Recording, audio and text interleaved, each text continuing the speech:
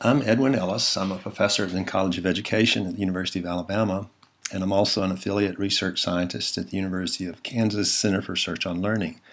This is part two of a series of videos about using visual tools for teaching the Common Core standards.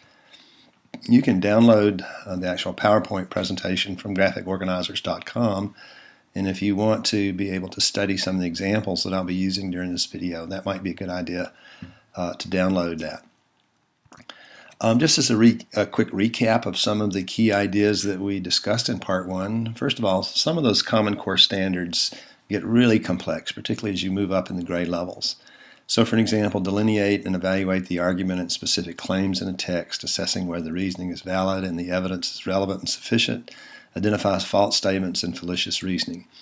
So a common statement you hear from teachers when they see a standard like this is, okay, so how am I supposed to teach that? Or I really need to see how that's done. Well, the visual tools we're talking about here is really how to see just how that's done. Some of the key ideas or big ideas from part one is that the language arts standards for reading and writing really reflect categories of thinking and communication skills. Examples of those categories are things like summarizing and explaining key ideas, central messages and themes, or forming and expressing opinions, drawing and explaining inferences and conclusions, and so forth. Another big idea is there's really just an extensive research basis for using various visual tools to teach these skills, at least on a basic level. So for example, frames and webs and Venn diagrams and things like that can really be very effective when you're addressing these skills on a basic level. But as these standards get more complex and you move up in the grade levels, the basic visual tools really just don't cut it anymore. What you really need are discipline-specific visual tools that are specifically designed for teaching very specific complex standards. Another big idea is that it's really important to build competency using a series of increasingly complex visuals that correspond to increasingly complex Common Core standards. So part two of this series of videos is really about two things. First of all, we're going to take a look at some of the resources associated with the Genius visual tools, and we're also going to look at briefly some of the instructional routines that are associated with these resources. So just to recap, there are these categories of level critical thinking and communication skills, and they correspond to specific standards in the grade levels. So for example, if you take grade 4 and the literature standards there, under drawing and explaining inferences and conclusions, what I've done is develop some software that address these standards and provide visual tools specifically designed for teaching those. So for an example, under drawing inferences, there's a series of visuals that are specifically designed for teaching drawing inferences. Likewise, for identifying key messages and themes in literature, I've designed a series of visuals for that are developmentally appropriate for 4th grade level, and so forth and so on. So what we're going to do is, in a moment, just sort of take a look at that software to give you a sense of how it looks. So basically, there's a series of these, and so there's some for grade 4, and then for grade 5 that address the more complex standards at that level in grade 6, and they really go all the way up through 12th grade. So to take a look at that, I'm going to sort of pause from this PowerPoint, and I'm going to open up the software itself. Okay, so I'm going to click on this. This is actually the home page of the software. And so let me make this full screen, and I'm going to click on grade 4 for an example. Now let's say that I'm interested in this visual for being able to differentiate explicit from inferences about a character. And so I'm going to click on the word color, and what that will do is open up a document that's a color version of the visual. And so I'm going to make this a little bit larger so we can see the font. Now these are interactive, and so you can click on the text box, and let's say this is going to be a book about Paul Bunyan. And I misspelled that, B-O-Y-A-N, okay, Bunyan, B-U-N-Y-A-N, B-U-N-Y-A-N, okay, that got it, all right. And so, of course, the character is going to be Paul Bunyan, etc. Prompts on this particular one, words the author used to describe the character, and so G-I-G-A-N, that he was gigantic. Words that describe the character based on the book's pictures. Well, he had a red cap and so forth. And a little bit further down here, the author never tells the whole story based on what you know about similar persons or characters. Note some other words the author could have used to describe this character. Well, that he's really clever. The author didn't say he was really clever, but that might be true. In other words, what we're doing here is forming inferences about the character. Now I can save this into a folder called Paul Bunyan. Use this with kids and so forth. We'll talk a little bit about that later in terms of the instructional routines, but you get a sense of what I mean by these being interactive. In this case, I don't want to save these. Now, if I wanted to see an example of how a teacher used this particular one when teaching a lesson, I can click on these topics or titles right here. So for an example, I'm going to click on Paul Bunyan, and what opens up is an example of how a teacher used this particular visual when doing this character analysis of Paul Bunyan and inferences about the character. Likewise, if I wanted to see one about setting description web, and I click on Nutcracker, then that gives you an idea of how a teacher used that particular one. Whenever you see this, that simply means there's another page of these associated with describing characters. So I can click on 2, or I can go back to page 1 and so forth. Now this is for grade 4, and so if I really wanted to see some that are more advanced than grade 4, I can click on 5 and see some that are designed for 5th graders. And so you see these same categories here, but now these are really addressing the 5th grade standards.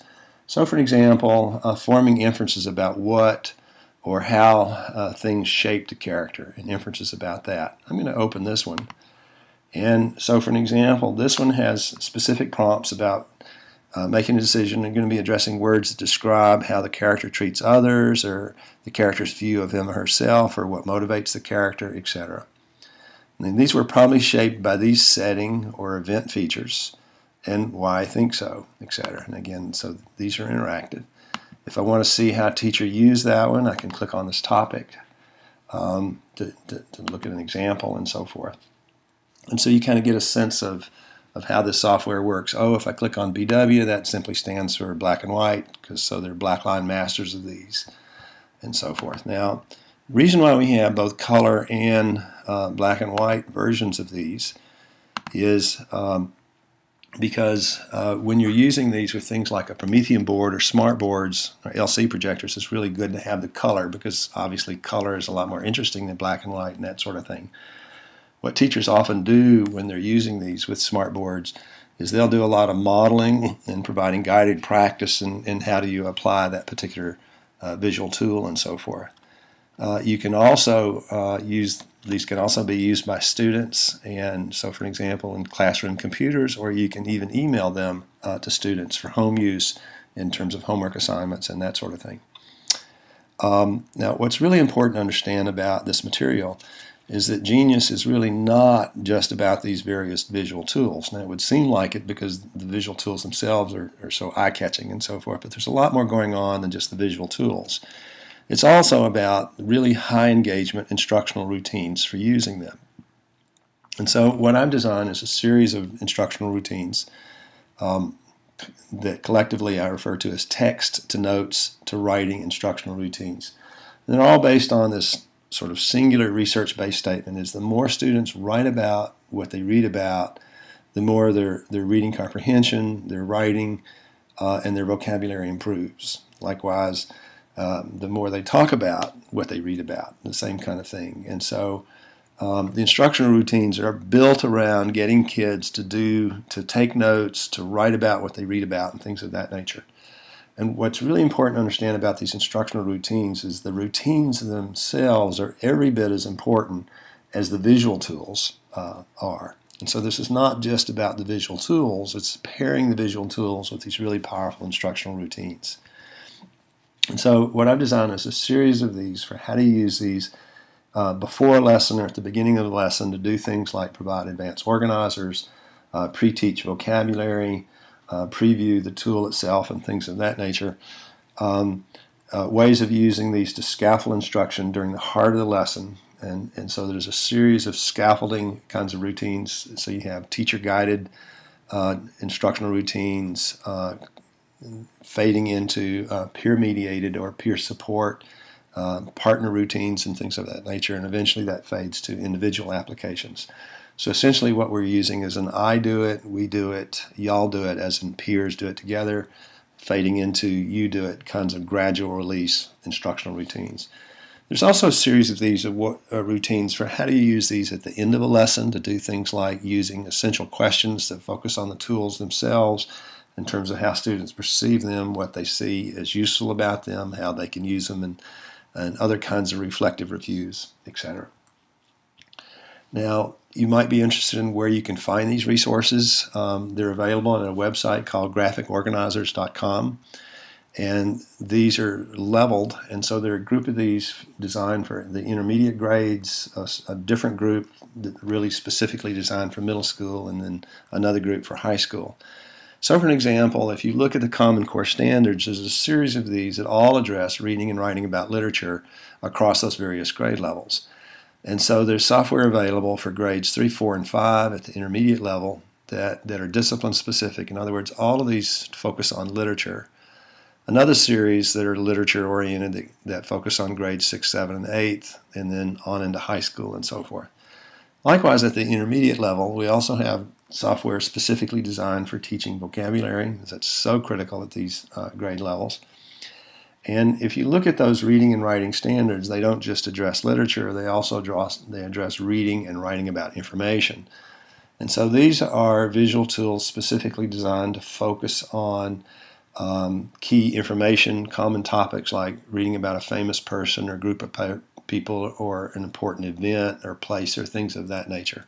And so just as the visual tools for reading literature have specific prompts associated with character analysis, setting analysis, and plot sequence and so forth, the information-oriented visual tools have specific prompts on them that focus on what's essential to understand about a famous person or a place or an event, etc. As we move into middle school, we get more discipline specific.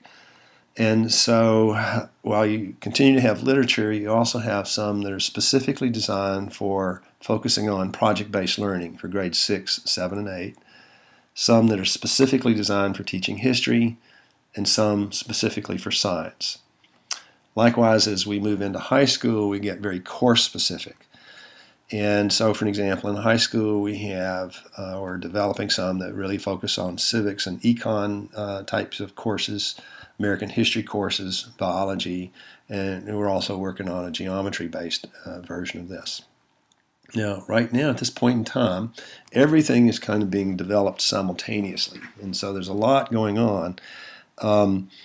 Currently available, if you were actually to go online and order this stuff at this point in time, essentially the literature for the intermediate grades 3, 4, and 5 is available, as is the vocabulary, and the one for reading and writing about information. I anticipate by sometime this coming summer that the middle school literature version 6, 7, and 8 will be available, as will the project-based learning. And I also anticipate sometime in the fall, next fall, that there'll be a middle school version for history available and a high school version for literature. It's quite possible that these other things will also become available. It's just that there's so much going on at once. There's only so much I can do at once. And it's actually getting them to press and edited and so forth is rather a huge job. So kind of bear with me. It's all in process, and it will show up. So if you're interested in this kind of thing and you want to know more about it, there'll be a series of other videos that we'll be posting on YouTube. Feel free to contact me if you're interested in professional development.